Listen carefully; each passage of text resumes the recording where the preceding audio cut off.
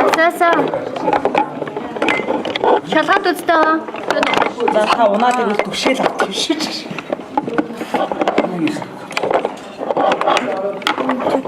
Нэг үнэтэй телевизэн амар.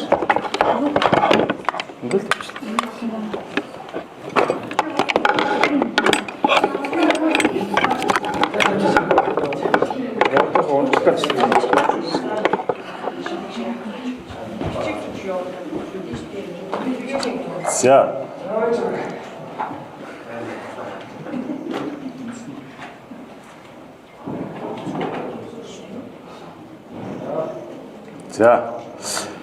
За өнөөдөр гадаад талбайд жагсаал хийж байгаа залуучууд маань улсын их хурлын даргад санал тавьсан.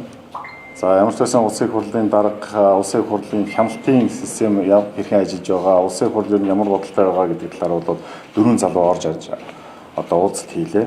За улсын их хурлын зүгээс бол улсын их хурлд байж байгаа 126 гишүүний төлөөлөлд 5 нам эвслийн төлөөллүүд одоо эдгээр залуучуудтай уулзлаа. Залуучууд маань үндсэндээ бол ерөнхий сайдын ёс зүйн талаасаа бол ямар арга хэмжээ авч болохын, ямар асуудлууд байж болохын, өөрийнхөө орлогыг нотлох тал дээр бол ямар одоо үйлдэлүүд хийх ёстой юм гэдэг нэгдүгээр асуултууд тавилаа. Хоёрдугаарт бол одоо ерөнхий сайдаас бол тавьсан ихтгэл үзүүлэх асуудлыг ер нь улсын их хурл бол цаашаа хэрхэн хилцэх юм, ямар дүрм горим журмаар бол одоо хуулийн дагуу бол хилцэх гэсэн юм асуудал. За гуравдугаарт парламентыг бол үндсэндээ бол залуучууд маань бол парламентын тогтолцоогоо бол бид нар бол зөв гэж үзэж байгаа. Ямар нэгэн байдлаар бол энд бол шүүмжлэлтэй хандахгүй байгаа.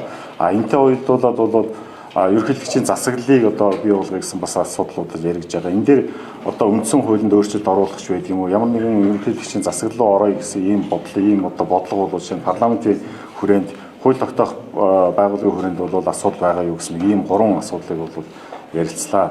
За ямар ч байсан бид нэр одоо өнөөдөр ерөнхий сайдын хувьд тав хүн сайн мэдж байгаа. Ихтгэл үзүүлэх хэсэг талаар бол албан тоот бол ирсэн байж байгаа. Тэгэхээр энэ албан тоотыг бол бид нэр залуучуудад бол танилцуулсан. За энэ албан тоот бол хуулийнхаа хүрээнд бол нэгдүгээрт бол улсын төсөвтэй холбоотой асуудлаар, нөгөөтэйгөр бол тодорхой бодлогын хүрээнд бол улсын ерөнхий сайд бол ийм тогтоолын төслийг бол өргөх ийм боломж олцоотой байсан. Энийхээ дагуу өргөн барьсан байгаа. За энэнийхээ дагуу бол мэдээж одоо хуулийн заасныхаа дагуу бол 3 хоногийн дараа буюу одоо нэгд өдрөөс бол энэ процесс бол явагдаад хилцээд эхлэн. За хилцэх хугацаа бол 10 хоногийн дотор бол хилцсэн. За бид бол сая залуучуудад хэлэхдээ бол нэгд өдрөөс эхлээд бид нар өөрсдийнхөө бодлогыг бол гаргаад төрийн байгуулалтын байнгын хороонгоор ороод ингээд цаашаа явна. За тэгээд мэдээж дөрөвдгийн одоо парламентын юуны чуулганы хуралдаан магадгүй зөвхөн нааша татаач байд юм уу хуралдаанд бол оролцуулаад ингээд аваад явах гэсэн болцоотой гэсэн талаар ярьлаа. За нөгөөдөгөө ерөнхий сайд нэгэнт одоо өөрөө асуудлууд дэвшүүлээд нэгдүгээрт бол одоо намын дээд байгууллага баг хурлуугаа бол асуудлаа дэвшүүлж ороо тэнд өчнөө олон асуудлууд явагдаа. Дээрээс нь төрийн байгуулалтын байнгын хорооны хурал дээр мэдээж ерөнхий сайд бол өөрөө орж иж асуултанд бол хариулна. Дээрээс нь улсын хурлын чуулганаар 126 гишүүний өмнө бол бүх тайлангаа тавих өөрөөр хэлбэл одоо бүх асуултанд бол хариулна. Тийм болохоор та бүхний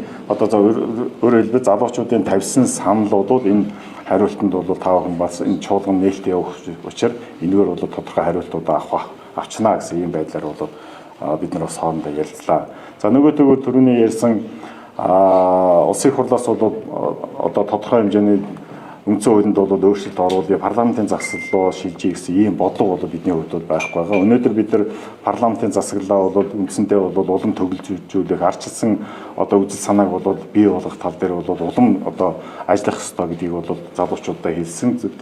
Өөрөөр хэлбэл одоо 126 гишүүнтэй холимог тогтолцоотой ийм одоо сонгуулийн тогтолцоог бид нар бол санаачилсан. Энийхээ үр дүнд бол 5 нам эвсэл одоо бий болсон. Өнөөдөр та бүхэн бас харж байгаа, телевизээр дарааж байгаа, ярьж байгаа намуудын гаргаж байгаа илэрхийлэл энэ бүх зүйлүүд маань бол үндсэндээ бол энэ одоо арчлалыг бол улам баталгаажуулах, бий болгох талынхын асуудлуудыг бол ингээд дэмжиж явж байгаа маа. Парламентын тал дээр бол үндсэндээ бол үндсэн хуулинд өөрчлөлт оруулах, парламентын засаглалаа бол үндсэн хуулинд өөрчлөлт оруулах, одоо ерөнхийлөгчийн засаглалыг дэмжих гэсэн ийм бодлогыг бол одоо барихгүй байгаа гэдгээ бол хэлсэн. За мөн залуучууд маань аюулгүй байдлыг хангах асуудлыг бол бид нар дэвшүүл тавьсан. Тэгээд парламентын зүгээс одоо их хурлын даргын зүгээс одоо бид юу гэсэн гэхээр хууль зүйн байнгын ороонд бас тодорхой хэмжээний асуудлууд тавья, хуулийн байгууллагуудад тодорхой хэмжээний асуудлууд тавья. Тэгээд үндсэндээ нэг төдрөөс одоо маргаашнаас агуулаад тодорхой асуудлууд дээр нь бол энэ одоо очиж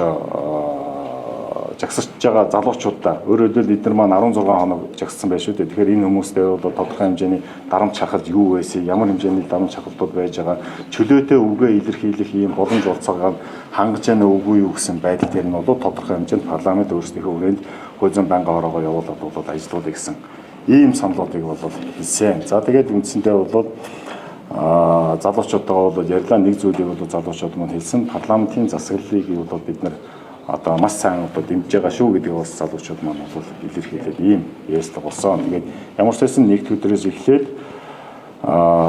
төрийн байгуулалтын байнгын ороо за цаашлаад бол чуулган дээр ерхий сайдтай холбоотой асуудлууд тэгээд нэлээд нээлттэй сайхан явна гэсэн байдлаар бол бид нар хоорондоо ярилцлаа.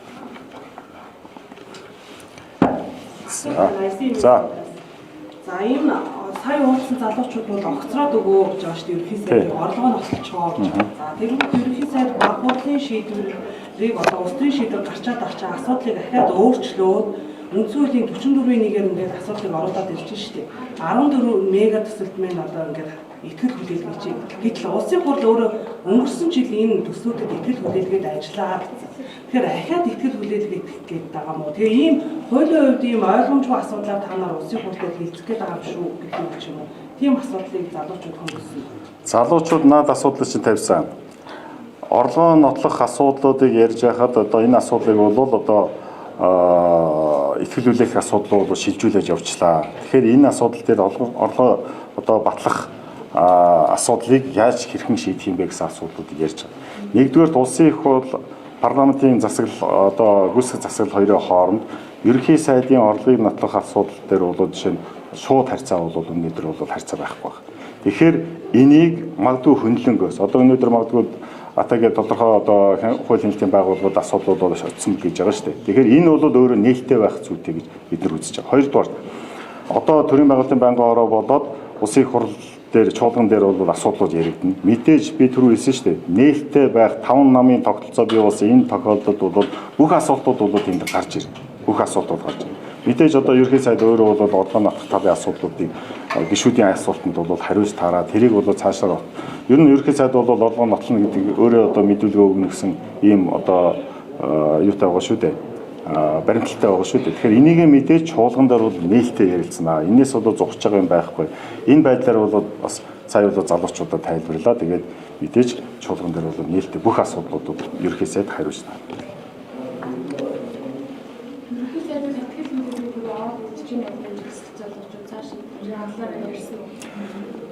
За мэдээж хуулинд бол ерхий сайд одоо тогтоолын төслийг оруулна гэж явна.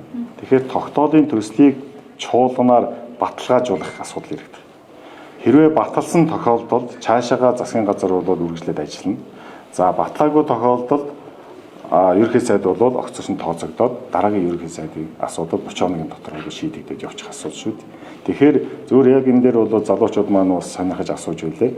Мэдээж бид бол тогтоолын төсөл бид өөрчлөлт оруулах боломж болцоо бий юу гэсэн асуудал ярьж байна. Тэгэхээр хуулинд бол тогтоолын төслийг одоо өргөн барьсан тогтоолын төслийг батлана гэсэн байгаа болохоос биш өөрчлөлт оруулах эрх бол жишээ нь одоо байнгын ороо болоод чуулганд бол байхгүй юм байна. Оруулж ирснийг бид нар хилцээж явчих. Нөгөө тэгвэр бас сая ярьлаа шүү дээ.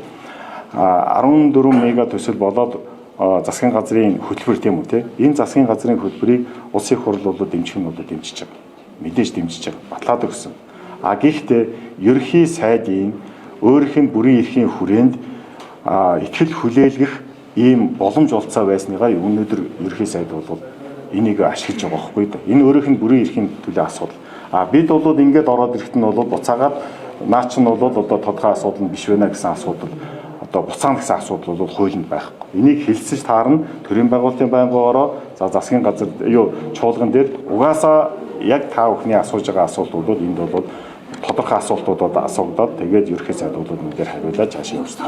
Одоо улсын хурл аваад үлдчихвэл мэдээж бүх асуудал нээлттэй байна.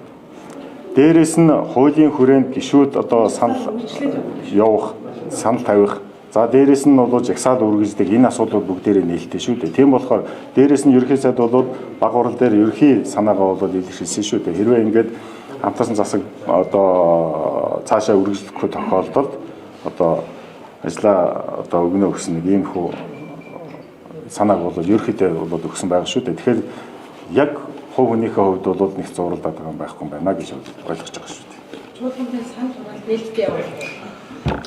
За энэ асуудлыг бол мэдээж хуулинд зааснаар бол нээлттэй явагдана. Гэхдээ гормын санал гарсан тохиолдолд энэ гормын саналыг нийт гишүүдээр санал хураагаад шийднэ. Энэ бол чуулганы дотоод одоо бүрийн асуудал гэж. За баярлалаа. Жигсэгчд яа гэсэн юм сая ярьсан уу? Тэрийг ярьсангүй. Ер нь бол сэтгэл нэлээн бас хангалуун орж ирлээ залууч оюу гарцгаалаа. Өөрөөр хэлбэл одоо зөвхөн улсын их хурлын дарагтаа уулзахаа гэсэн бодолтой байсан бол 5 намын тогтолцоо бүхий 5 намын төлөөллүүд орж ирж байгаад баярлалаа гэж хэлж байна. Өөрөөр хэлбэл бүх хүмүүсийн дэ сонслоо. Тэр тусмаа одоо зарим намын төлөөллүүд бол одоо та бүхний тавьж байгаа асуудлууд бол зөв зүйтэй. Тэр орлогын нотлох асуудлууд чинь зөв зүйтэй. Энэ дээр бол бид нэр асуултуудыг бол ерөнхий сайдаас асуув. Ямар хариулт авах гэдгийг бол та бүхэн чуулганы нээлттэй хараараа үзээрэй гэдэг. Ингээд ерөнхийдөө бол одоо их тийм арчилсан байдлаар одоо санаа оноонуудаа ярилцсан. Тийм болохоор 5 намын төлөөлөл орж ирсэн энэ одоо ярилцлаган дээр бол залуучууд маань бол нэлээд итгэл үнэмшилтэйгээр бидний бодож ирснээс бол бас харьцангуй сайхан ярилцлага боллоо, сайхан нээлттэй боллоо гэдэг ингэ гарч байгаа. За баярлалаа.